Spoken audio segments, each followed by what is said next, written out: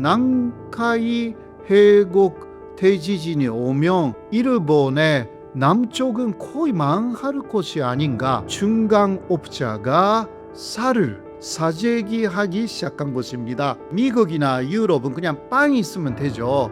일본은 그거 절대 안 됩니다.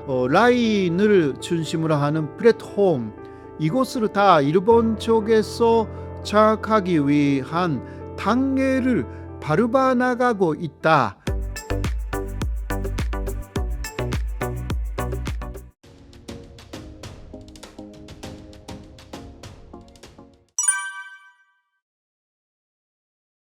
이거 라인 야후 사태라는 것은 그 라인이라는 메신저가 있지 않습니까?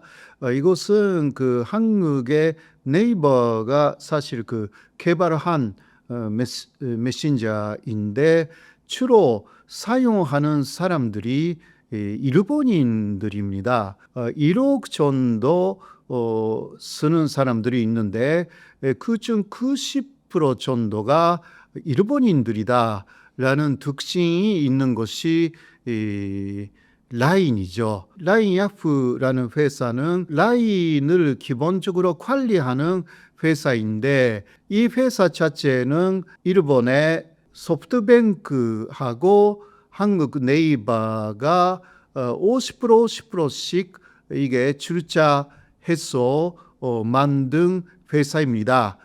그게 뭐 기본적인 내용인데요. 시작은 2013년이었습니다. 2013년 후반기에 그 라인의 그 정보가 유출된 것이었습니다. 이것이 52만 명 정도의 개인 정보가 유출돼 가지고 그것을 그 일본 정부가 문제를 삼아서 라인 야후에게 행정 지도를 했습니다. 이 행정 지도 안에는 되도록이면 그 한국의 거기 라인 야후를 갖고 있는 그 네이버의 지분이 있지 않습니까? 그것이 사실 50%, 일본의 소프트뱅크도 50%인데 그 지분을 1%라도 일본 쪽에서 갖는 게 좋겠다. 그렇게 하면 사실 그 경영권이라는 것은 완전히 일본 것이 되기 때문에 이러한 행정 지도가 사실상 있었습니다.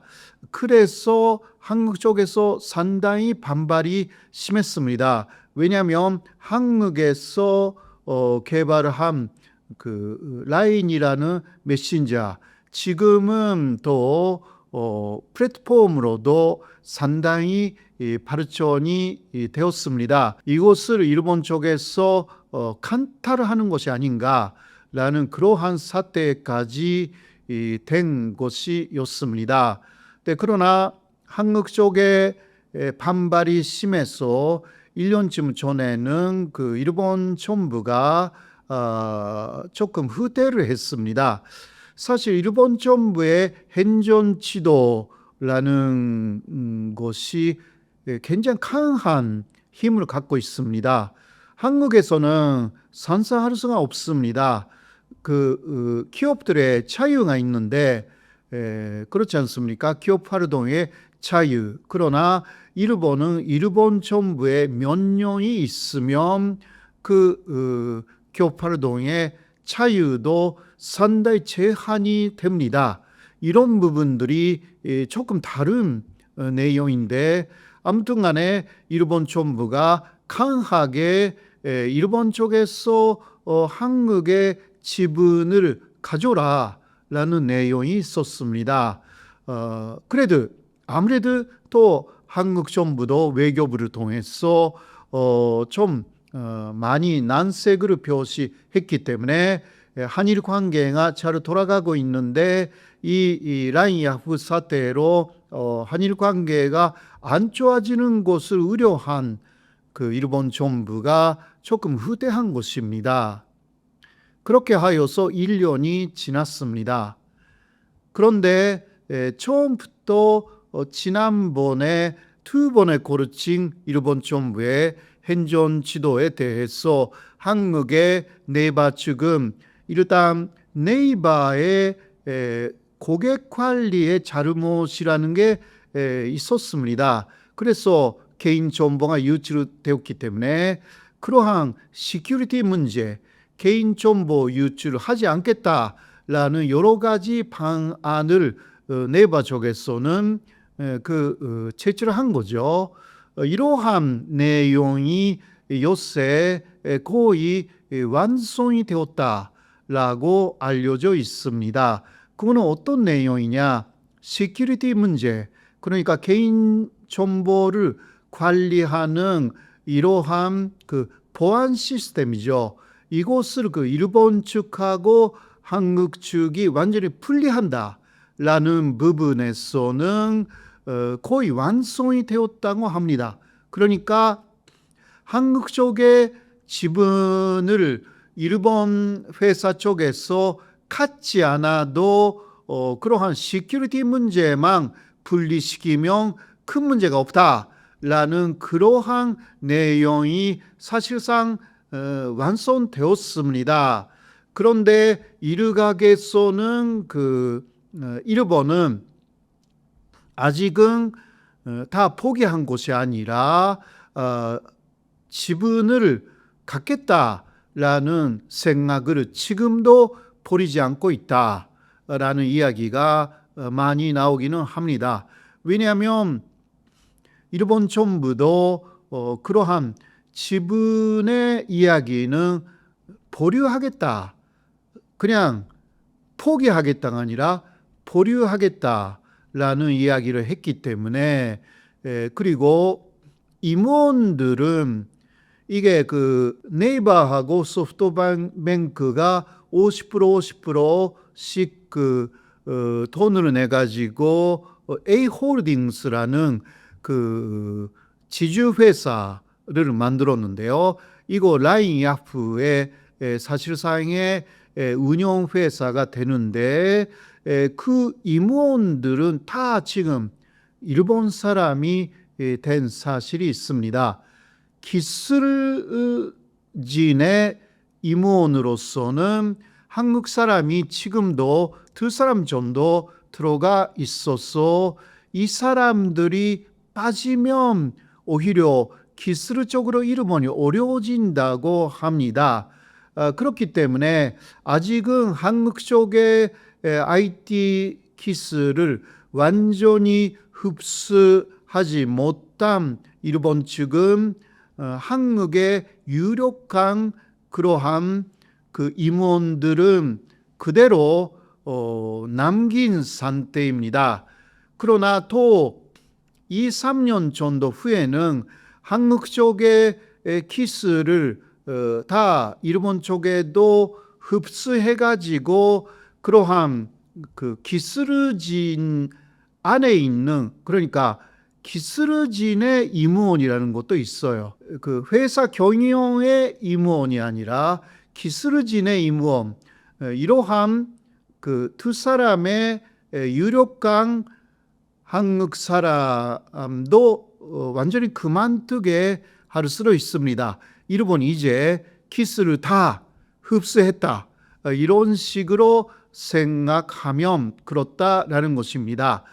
그래서 지금 사실상 라인 야후 회사가 라인이라는 메신저, 그리고 라인을 중심으로 하는 플랫폼, 이것을 다 일본 쪽에서 장악하기 위한 단계를 밟아 나가고 있다, 그런 식으로 이해할 수가 있는 부분입니다.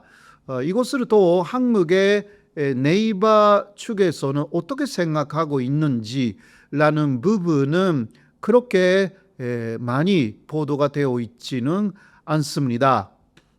그리고 일본 측에서는요, 일본 정부 안에서 사실 그것을 주도한 사람들을 한국 네이버에서 라인이라는 플랫폼, 그리고 메신저를 완전히 일본 것으로 해라라고 움직였던 그러한 그 인사들이 있지 않습니까?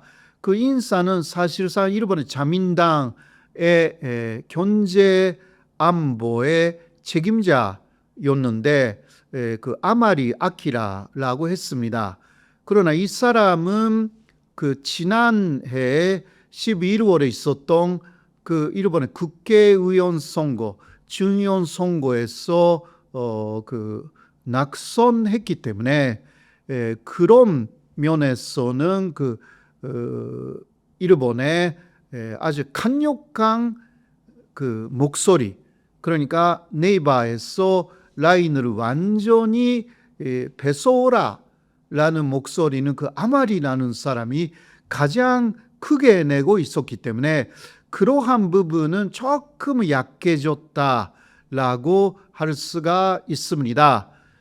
그러나 일본은 한국한테 고객 관리라든가 시큐리티 문제라든가 이러한 부분하고 관련이 있는 키스를 계속 한국이 관여하면서 만들어 나간다라는 부분에서 상당히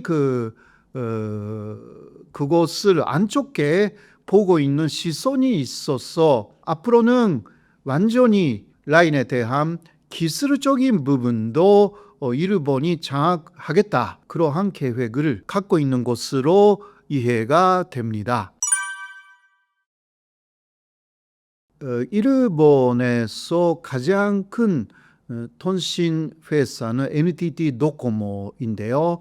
이 NTT 도코모는 10년에 걸쳐서 600만 명 정도의 개인정보를 유출시키는 그러한 사건을 일으켰습니다.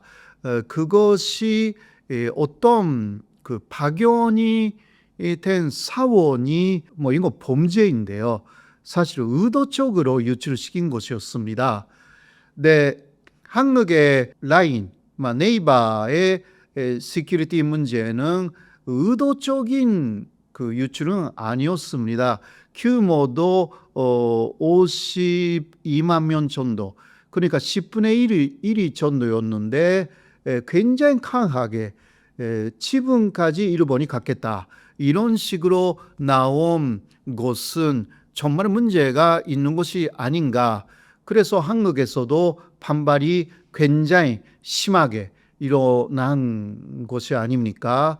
그런데 이 배경에는 경제 안보라는 내용이 걸려 있다고 봐야 할 것입니다. 아마리 아키라라는 자민당 국회의원은 경제 안보의 전문가로 알려져 있는 사람이고요.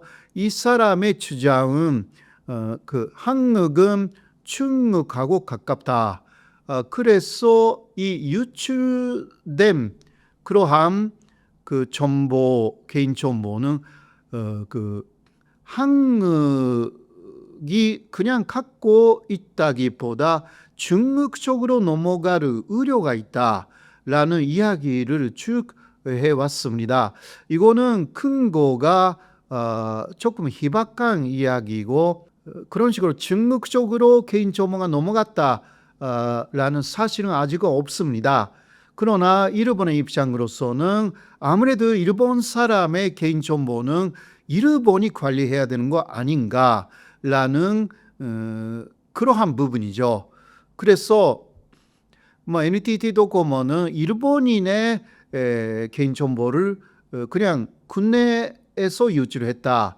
그러나 한국의 경우 라인 야후, 라인은 일본인의 정보를 한국 쪽에서도 관리하고 있었기 때문에 이것으로 아주 큰 문제로 그러니까 이것은 비즈니스의 문제가 아니라 좀 개인정보 유출이 특히 사회주의 국가 중국으로 넘어갈 우려가 있다라는 부분에서 사건을 아주 크게 키운 것이다 라고 할 수가 있습니다. 미국 쪽에서 당시 틱톡에 대해서 이거는 바이든 정권이었지만 틱톡 라는 것을 쓰면 안 된다라든가 그 경영권을 미국이 다 갖겠다라고 한 거하고 상당히 비슷한 맥락이다라고 할 수가 있습니다. 틱톡 아시다시피 중국에서 만들었지 않습니까? 요새는 또 중국에서 만든 AI 딥시크라는 게 있잖아요. 여기에 대해서도 비슷한 그러한 시큐리티 문제가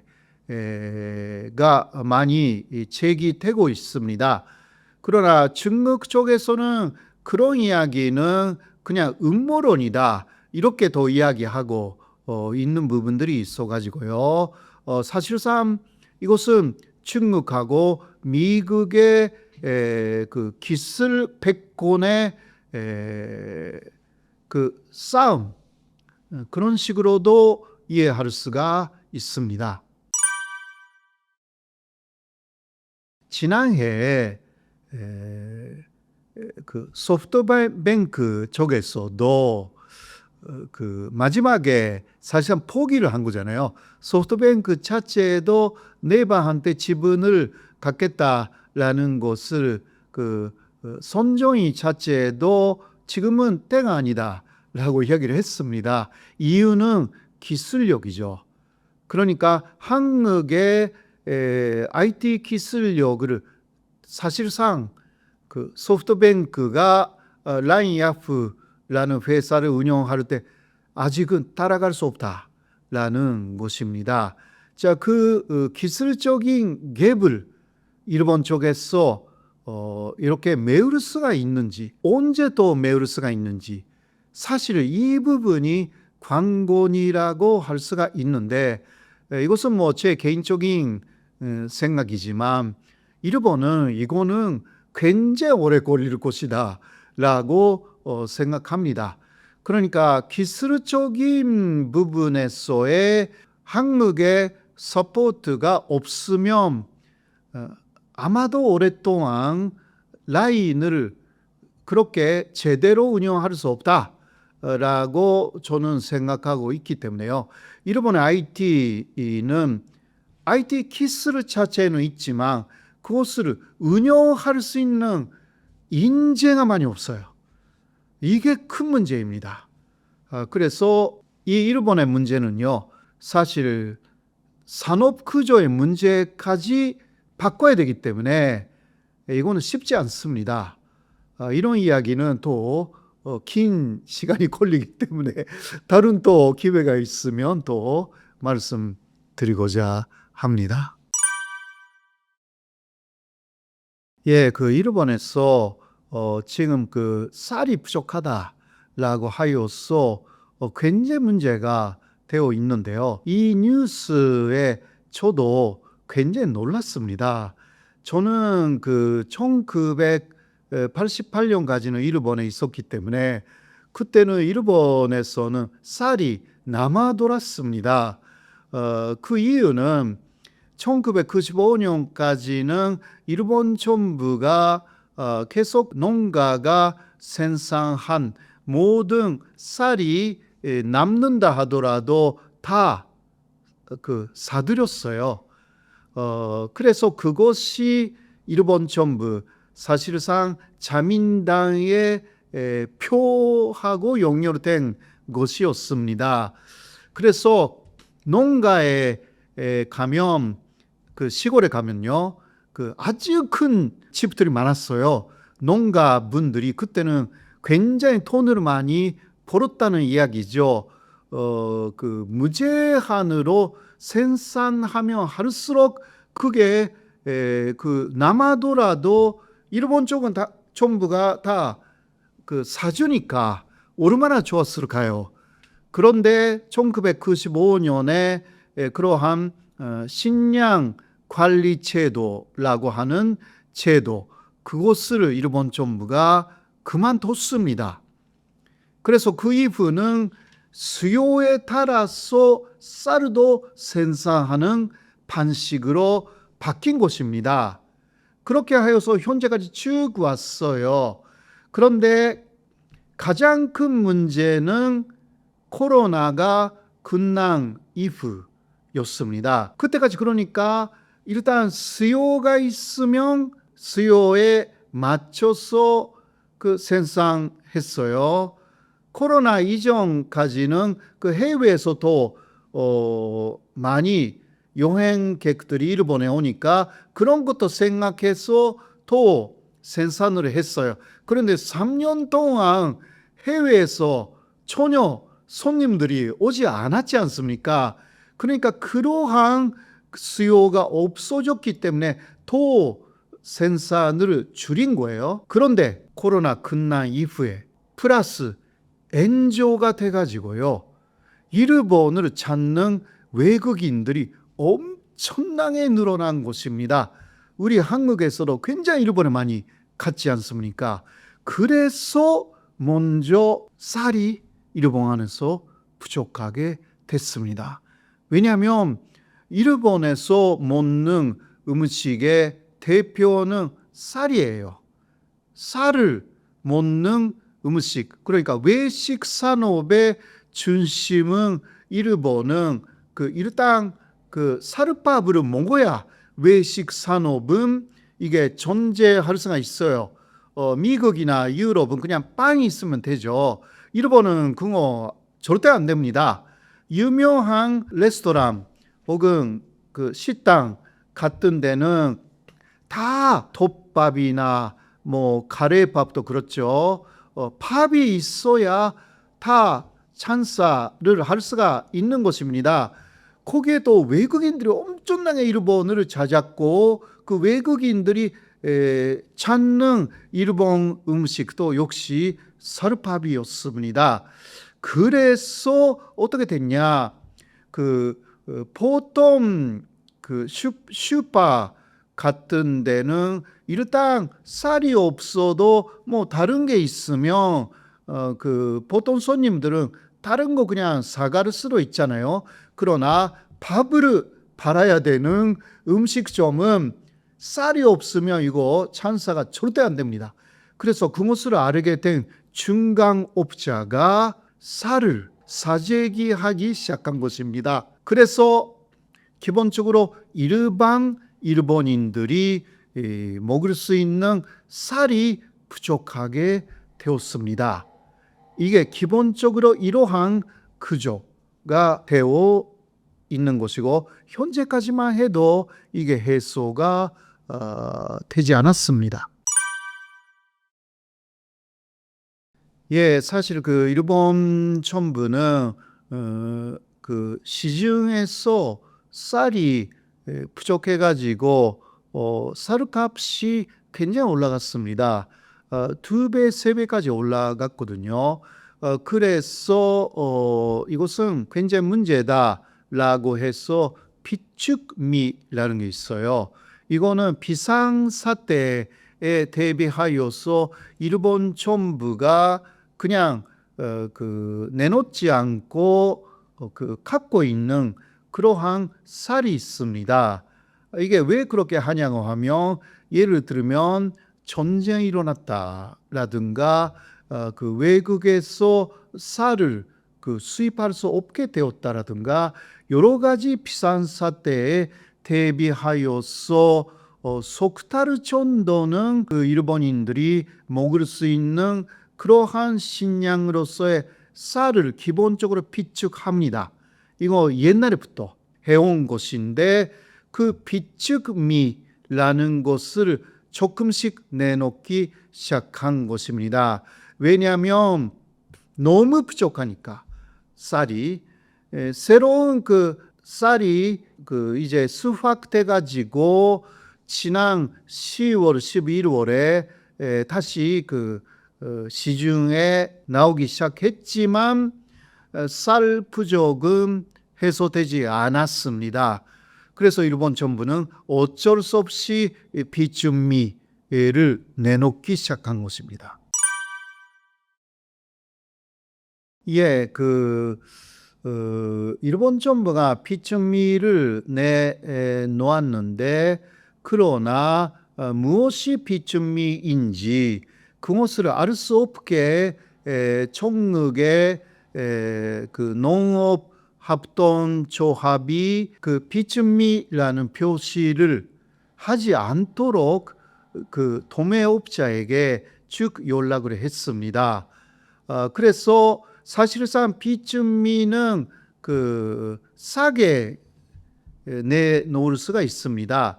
조금 오래된 쌀이기도 하고 또 지금은 쌀값이 2배, 3배로 뭐 폭등됐는데 그렇지 않고 거의 그 옛날 그대로의 값으로 팔 수도 있는 거 아닙니까?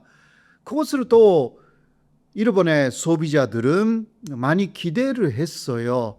그런데 농업협동조합이 그것을 하지 말라고 하니까 그래서 쌀값 자체가 내려가지 않았습니다. 사실 이곳은요 여러 가지 복잡한 배경이 있습니다.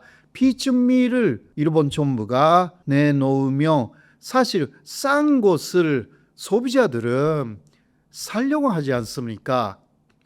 그러면 또 일본 정부는 비준미를 계속 내놓아야 되고요. 또 다른 그 쌀값은 또 그 확실하게 내려가요. 왜냐하면 팔리지 않으니까. 이곳은 그 농업을 하고 있는 사람한테도 상당히 안 좋은 곳입니다. 여러 가지 면에서 이익이 줄어들고 그러한 부분들이 있어서 서로의 이익 관계 때문에 이게 그 비준미 무엇이 비준미인지 정확하게 표시하지 않아도 된다. 그 현장에서 알아서 해라라는 식으로 일본 정부도 조금 책임을 회피했다라고 할 수가 있습니다. 사실상 이러한 부담을 고스란히 안고 가야 되는 것이 일본 국민이 되는 거죠. 그래서 일본 국민들이 굉장히 화를 내고 있는 것입니다. 그렇지 않아도 지금 그 여러 가지 물가가 올라서 굉장히 그 서민들의 생활이 어렵습니다. 쌀값이 또 폭등해가지고 굉장히 어렵습니다. 그런데도 다 일본 정부도 그렇고 그리고 그 농업협동조합도 좀 책임을 회피하려고 그리고 자신들의 이기적인 그러한 이익을 추구하려고 이것은 협동조합적인데요. 일본 정부는 책임을 회피하는 거죠. 이러한 상황에서 피해를 일본 국민들이 사실 당하고 있기 때문에 화가 나지 않을 수가 없는 것입니다. 현재 이러한 상황이 계속되고 있습니다. 일본에서는 스키야라든가 뭐 요시노야 기타 여러 가지 그 체인점으로 그 톱밥을 중심으로 파는 데가 많습니다. 뭐 톱밥뿐만이 아니라 일단 그 쌀밥을 제공해야 되는 그 전식이라든가 일본에서는 그것을 좀 그 아주 서민적인 가격으로 먹을 수가 있는 그런 데가 굉장히 많습니다. 그런데 그러한 서민적인 가격이 이제 사라지고 있는 것입니다. 스키야는 그 지난해부터 뭐 3번이나 가격을 전체적으로 인상했고요. 다른 업체도 마찬가지인 것입니다. 이것은 그 일본 사람들의 월급이 조금 올라가기는 했지만 물가가 올라가는 그 속도를 따라가지 못합니다. 그래서 그런 면에서는 실질적인 일본인들의 임금은 지금도 마이너스 성장인 것입니다. 그 절대적인 X는 조금 올라갔지만 물가가 더 올라갔기 때문에 이게 전체적으로 볼 때 일본 사람들의 월급이 또 내려간 거하고 마찬가지인 것입니다. 그래서 어떻게 되냐고 하면 이러한 상황이면 일본인들은 또 외식을 하지 않게 되죠. 계속. 그렇게 되면 외식 사업이 더 어려워지고요. 이게 경제가 더 어려워지고, 그러면 어쩔 수 없이 외식업체도 또 가격을 일부러 낮추죠. 그러한 현상이 일어납니다. 가격을 낮추지만 그래도 재료비는 그대로 있기 때문에 어떻게 하냐? 내용이 안 좋아집니다. 지금까지 어떤 톱밥, 예를 들면 소고기 톱밥이라든가 유명하잖아요. 그거 먹고 있었는데, 그런데 가격은 조금 올라가고 또 안 되니까 원래 가격으로 돌렸다. 그런데 내용으로 보면 소고기의 양이 굉장히 줄어들었다라든가 그렇게 되는 것입니다. 그러면 또 손님들이 이거 안 되겠네 라고 해서 가게를 찾지 않게 됩니다. 이렇게 하여서 가게에 매산 자체가 줄어들고 서민들은 또 돈을 안 쓰게 되고, 이게 계속 안 좋은 경제의 데프레이션이라고 하죠. 물가는 낮아지는데 계속 경기는 나빠진다라는 그러한 상황. 일본은 이것 때문에 몇십 년 동안 굉장히 어려웠는데요. 다시 새로운 디프레이션에 빠질 우려가 오는 게 아닙니다. 그리고 여러 가지 제품의 질이 너무너무 안 좋게 될 가능성이 있습니다. 일본은 좋은 제품을 싸게 만드는 나라였어요. 그러나 그 신화가 지금 고익해졌습니다. 일본의 유명한 전기 제품이라든가 사명, 옛날에는 싸고 오래 쓸 수 있었잖아요. 요새는 아니에요. 비싸고 석 달 정도 쓰면 고장 납니다. 이러한 전자제품도 유명한 브랜드에서 엄청나게 나오기 시작했습니다. 외식 산업도 마찬가지가 돼가지고 이게 일본 경제에 아주 안 좋은 영향을 줄 우려가 점점 커지고 있습니다.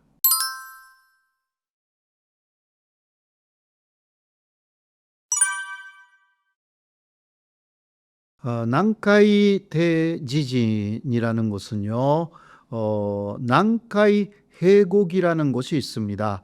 난카이는 남해 해곡이라고 하여서 이곳은 일본의 규슈 쪽에서 태평양 쪽에 있는 해곡인데요.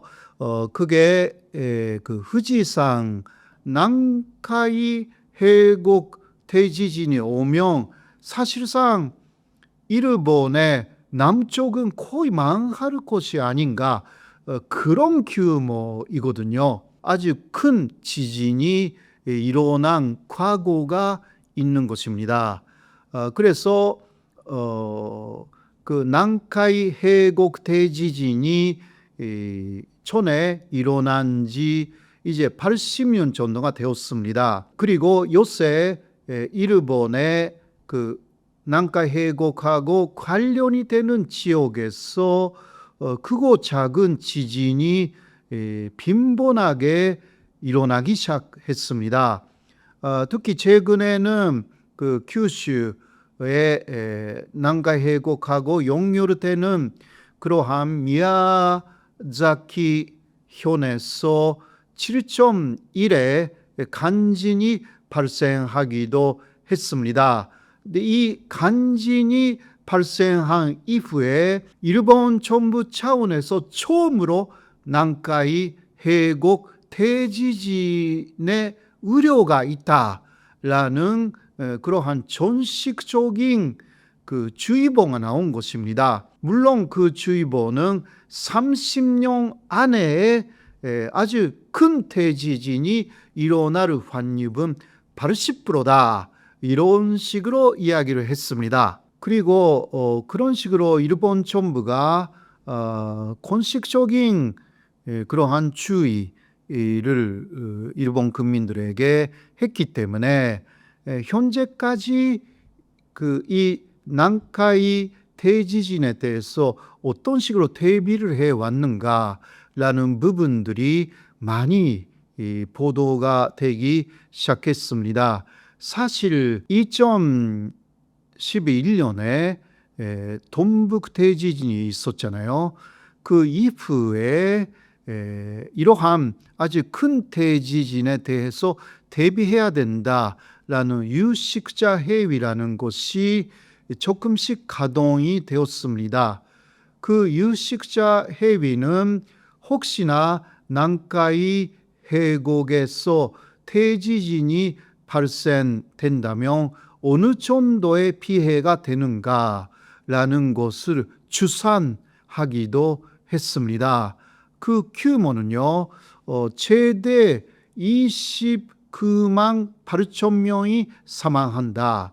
이런 식으로 나왔고요. 그 내용은 지진하고 쓰나미로 인해서 21만 5천 명 정도가 사망하고, 그리고 7만 3천 명 정도는 건물이 무너져서 사망하고, 또 8천 명 이상이 화재로 죽는다.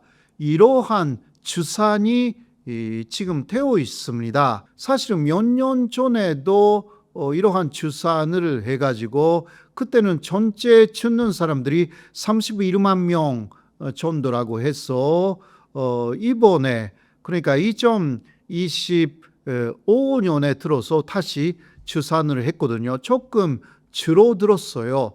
이거는 왜 그러냐고 하면 그 전에, 이것은 몇 년 전에 추산했을 때 유식자 회의에서 이것을 여러 가지 방법으로 줄이자라고 생각을 합니다. 줄인다라는 것은 대책을 세워서 사람들이 죽지 않도록 대책을 세우자라는 거였어요. 그렇게 하여서 거의 50% 정도로 사망자를 줄이자, 이런 이야기를 했는데 그게 전혀 안 됐습니다. 10% 정도밖에 줄일 수가 없었다. 그만큼 그 대책이 아직 잘 진행되고 있지 않다. 혹은 대책을 세울 수가 없다. 그러한 내용이다 라고 할 수가 있는 것인데요. 왜냐하면 난카이 해곡 대지진이 일어날 경우는 그 쓰나미의 높이가 30m를 넘는 것들이 엄청나게 많은 지역에서 발생한다고 합니다. 그리고 그 지역이 아주 넓잖아요. 규슈에서 시즈오카현 정도까지 쫙 아주 긴 구간에 이게 해곡이 연결되어 있는 것입니다. 그러나 대지진이 일어날 경우는 먼저 남쪽에서 한 번 일어나고 중안부에서 또 한 번 일어나 가지고 이게 연속적으로 일어날 가능성이 있다.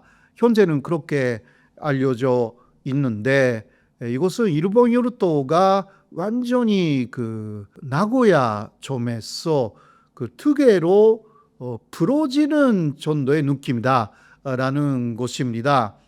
그리고 일본의 대부분의 지역이라고 해도 사실 4분의 1에서 3분의 1 정도가 물에 적실 것이다.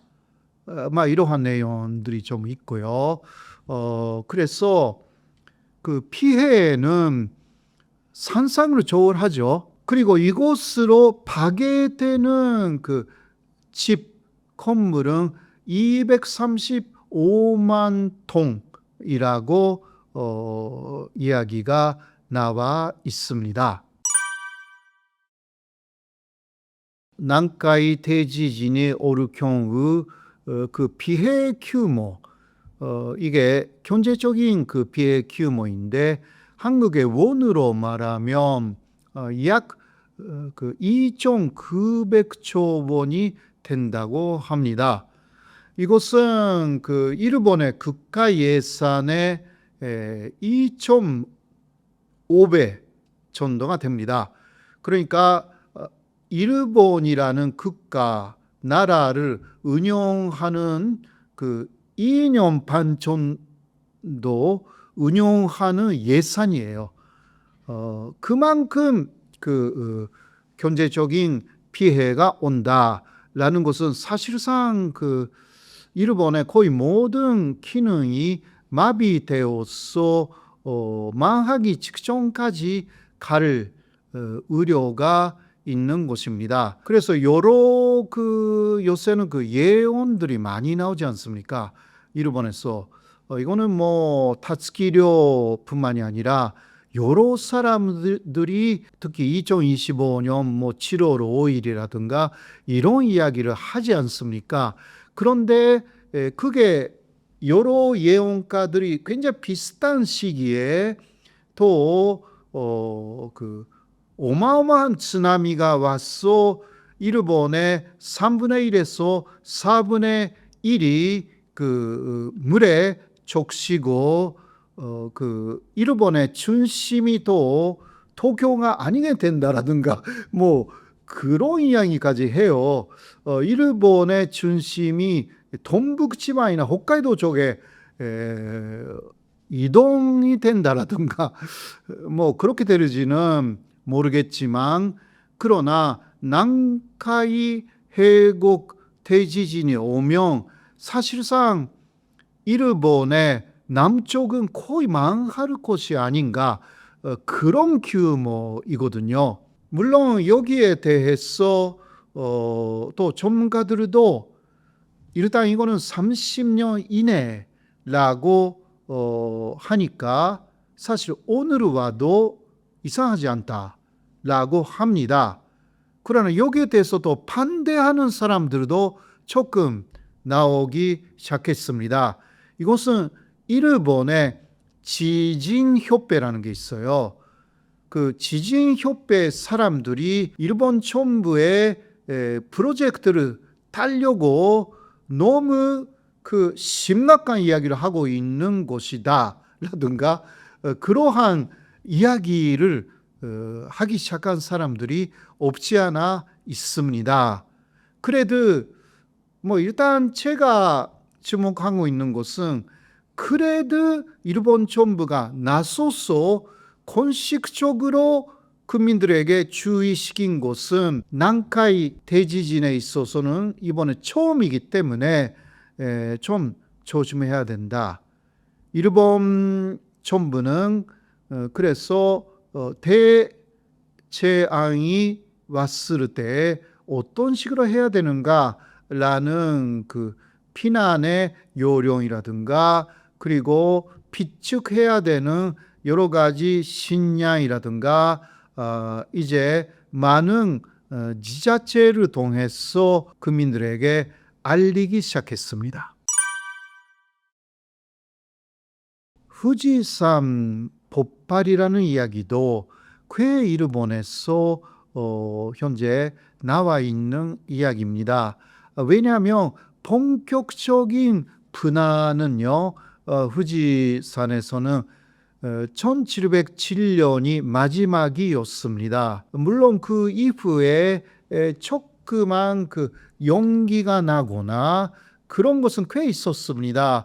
그러나 본격적인 분화, 대분화에서는 300년 지났습니다. 이거는 너무 기간이 길다라는 이야기입니다. 사실 그 전에는 400년 정도 분화하지 않았대요.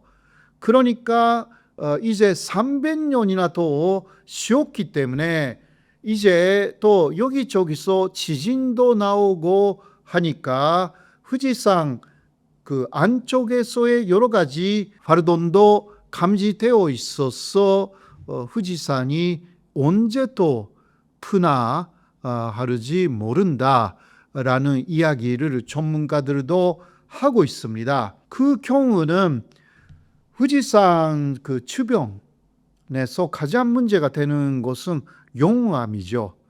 용암이 도달하면 거기는 완전히 망하게 되기 때문에요.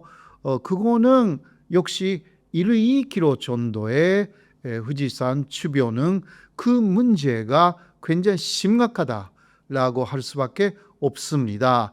그러나 그렇지 않아도富士山에서 5km 또 10km, 도쿄 같으면 뭐 30km, 50km 막 이런 식으로 떨어져 있는 데에서는요, 화산재의 문제가 심각합니다. 일단 가장 가까운 데는 50cm 정도 화산재가 쌓인다고 합니다. 50cm면 뭐 이만큼이 되니까 이곳으로는 거의 모든 그 공장들의 기능이 마비된다고 합니다. 그리고 도쿄라고 해도 2cm 정도의 화산재가 이제 쌓여가지고 그 열차라든가 뭐 비행기도 안 되고 자동차도 달릴 수가 없게 된다고 합니다. 사실상 도쿄를 또 넘어서도 수도권이죠. 이거富士山을 중심으로 수도권 또 관동 지방이라는 이 지방 전체가 마비하게 됩니다. 사실 일본 경제의 가장 큰 중심지는 도쿄 중심의 관동 지방인데 이 부분이 마비되어 버립니다. 그런 것을 생각할 때 일본 경제에 주는 그 충격은 너무 크다라고 할 수가 있습니다.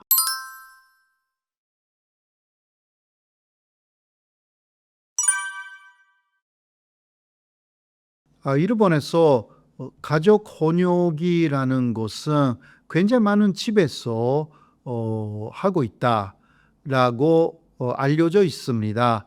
그거는 그 아이 때부터 그 집에 욕조가 있는 그러한 그 가옥이 꽤 많습니다. 한국에서는 집에 욕조가 있는 집은 많지는 않잖아요. 왜냐하면 그 샤워 문화가 더 되었기 때문에 욕조 자체를 두지 않는데 일본은 새롭게 만든 맨션, 한국에서 말하면 아파트인데 그 맨션에도 일본인들의 습관이라는 게 있어가지고요. 샤워뿐만이 아니라 욕조를 거의 만들어요. 그렇기 때문에 욕조가 있으면 그 아이가 뭐 어리면 그 부모님들은 그 아이하고 함께 목욕을 하는 거죠. 아이는 어리니까 그렇게 혼자 들어갈 수가 없잖아요. 그러니까 아주 어렸을 때부터 부모님하고 아이가 집에 욕조가 있기 때문에 그렇게 그 같이 목욕을 하는 것이 보통인 것입니다. 그러니까 부모의 입장에서 보면 또 그렇게 해야만 하지 않습니까? 아주 갓난 아이를 그냥 혼자 목욕하라고 할 수도 없고요. 그리고 집에 욕조에서도 여러 가지 사고도 일어나기 때문에 아주 조그만 아이는 2살, 3살 그러한 아이는 함께 그냥 부모가 목욕을 하는 것입니다.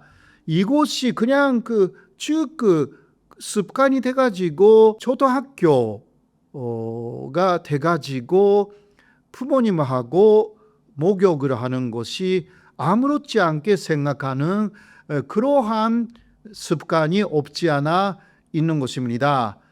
물론 그것은 여자아이보다 남자아이가 그렇습니다. 여자아이들은 초등학교 그 고학년이 되면 이제 그러한 습관은 다 없어진다고 생각하면 되지만 남자아이들은 그런 면에서는 좀 둔해요. 그래서 어머니들도 남자아이, 자기의 아이니까 거의 초등학교 고학년 그리고 아르게 되었을 때는 중학생이 되었네. 그럴 때까지 그냥 함께 들어가는 거죠. 이런 게 있기 때문에 일본의 혼욕이라는 것은 가족 가족의 욕조에서 시작되었다라고 할 수가 있습니다. 역사적으로도 역시 가족탕이라는 게 시작이에요. 네, 그것이 에도 시대가 돼가지고 대중목욕탕이 일본에서 본격화가 되었습니다. 대중목욕탕이라고 해도 그러한 좀 개념이 있기 때문에 남녀를 완전히 구별을 하지 않았기 때문에 그래서 또 경제적으로도 남탕, 여탕 두 개 만들면 이게 경제적으로도 또 돈을 많이 써야 되니까 이게 하나만 만들었다는 거죠. 그렇게 해서 약간 어둡게 하고 그래서 남녀가 그냥 들어갈 수 있게 일본의 에도 시대 17세기 즈음부터 대중 목욕탕이 남녀 혼탕으로 시작되었습니다. 그것이 문제가 없었던 것은 아닙니다. 아무래도 남녀의 문제이기 때문에 조금 어둡지만 여러 가지 문제가 발생하기는 했습니다. 그래서 또 에도 시대에서는 대중목욕탕에 2층, 3층짜리 그런 곳이 또 생겨요. 네, 2층, 3층짜리에서는 여러 가지 오락실이 생겼습니다. 현재 좀 대형 사우나하고 비슷한 거죠. 네, 거기에서는 여러 가지 오락이 있었는데 식사할 수도 있고 현재와 좀 비슷해요. 그리고 거기서 문제가 되는 것은 성적인 서비스를 하게 되었다라는 부분입니다. 그리고 또 유나라는 여성이 생겨가지고요. 이 유나라는 여성은 머리를 그냥 감아주는 여성이에요. 그것은 남자 손님에 대해서도 여자 손님에 대해서도 해주었고 기본적으로 그러나 여성이 그렇게 해주었던 거죠. 그냥 유나. 그리고 또 때를 밀어주고 일본에서는 등만 밀어줬거든요. 몸 전체 때를 미루지는 않았어요. 그거는 한국이 몸 전체 때를 밀어주지만 최근에는요. 그러나 일본은 지금도 대중 목욕탕에서는 틈만 밀어줍니다. 때를 밀어주는 사람이 있거든요.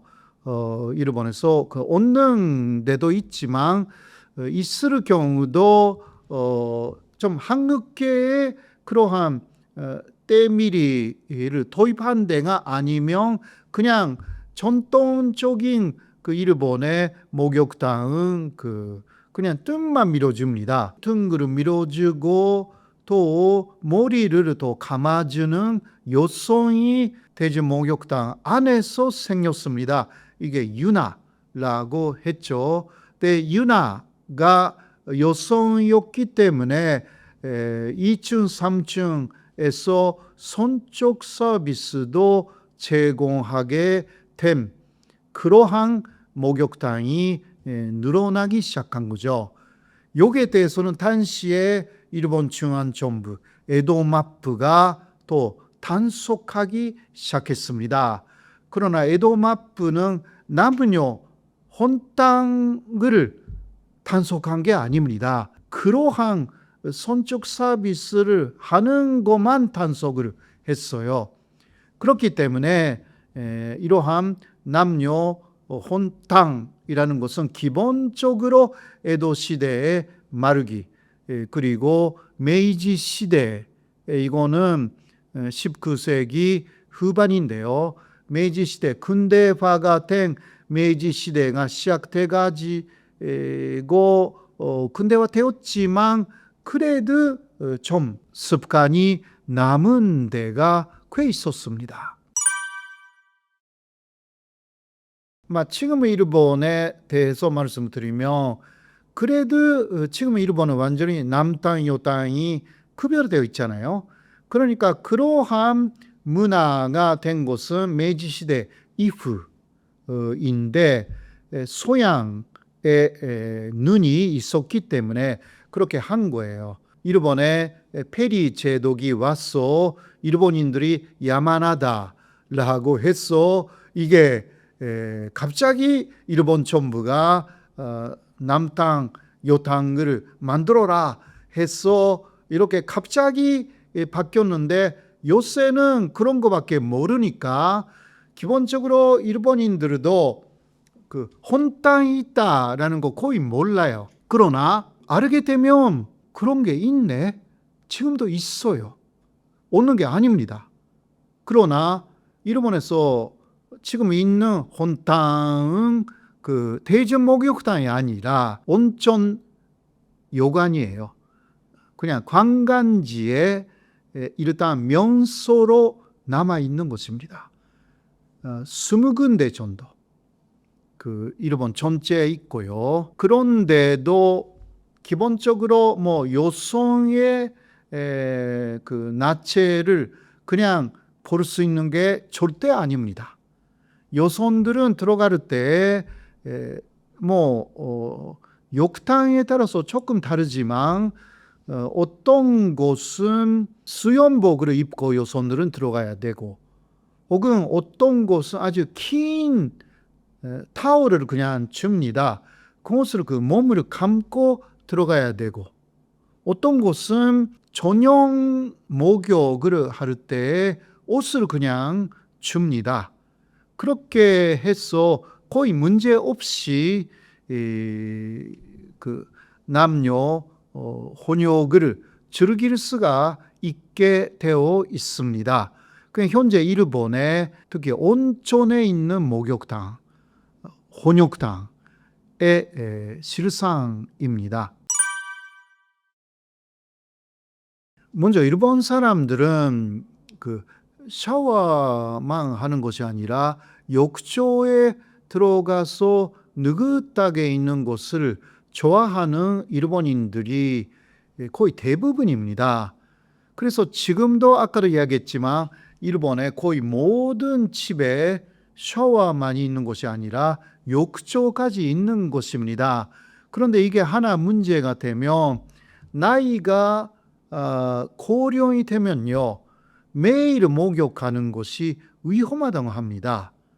그거는 고령이 되어서, 그러니까 65세 이상이라고 생각하시면 돼요. 그렇게 되어서 매일 그렇게 목욕을 하면 먼저 그 몸에 필요한 여러 가지 요소들이 빠져나간다고 해요. 그리고 또 나이가 굉장히 많은데도 불구하고 졸음을 때처럼 차가운 물로 샤워를 하고, 그 다음에 또 갑자기 뜨거운 욕조에 들어가거나 그 반대를 하시는 분들이 있어가지고 이렇게 되면 심장마비가 오기 쉬운 곳입니다. 네, 이러한 부분들이 있어서 특히 한국에서는요, 이러한 부분들은, 그러니까 대중 목욕탕에서는 아주 나이 많은 사람들을 거절을 하는 그러한 대중 목욕탕이 좀 있는 것으로 한국에서는요, 제가 알고 있거든요. 이게 사고가 일어날 수가 있기 때문에. 그러나 일본은 대중 목욕탕에 가지 않아도 집에서 다 목욕하기 때문에 이러한 사고가 한국보다는 훨씬 빈번하게 일어난다고 할 수가 있습니다.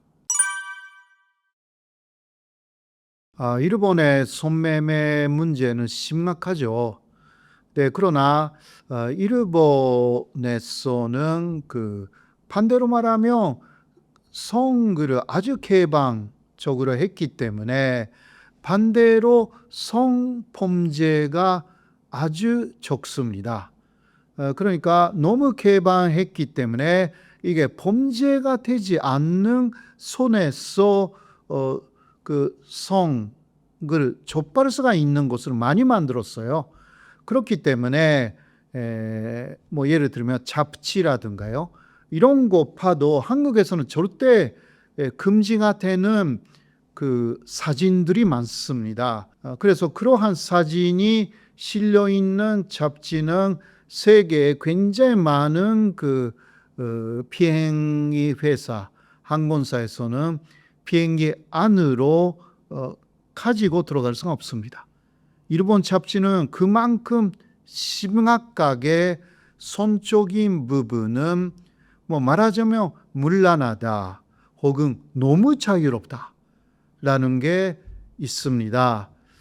그래서 뭐 옛날부터 그러한 성에 대해서 개방적인 일본 문화라는 것이 없지 않아 있는 것입니다. 예, 여러분 오늘도 또 일본의 여러 가지 화제에 대해서 말씀드릴 수가 있어서 대단히 기뻤습니다. 다음도 또 좋은 말씀을 드릴 수 있으면 좋겠습니다. 감사합니다.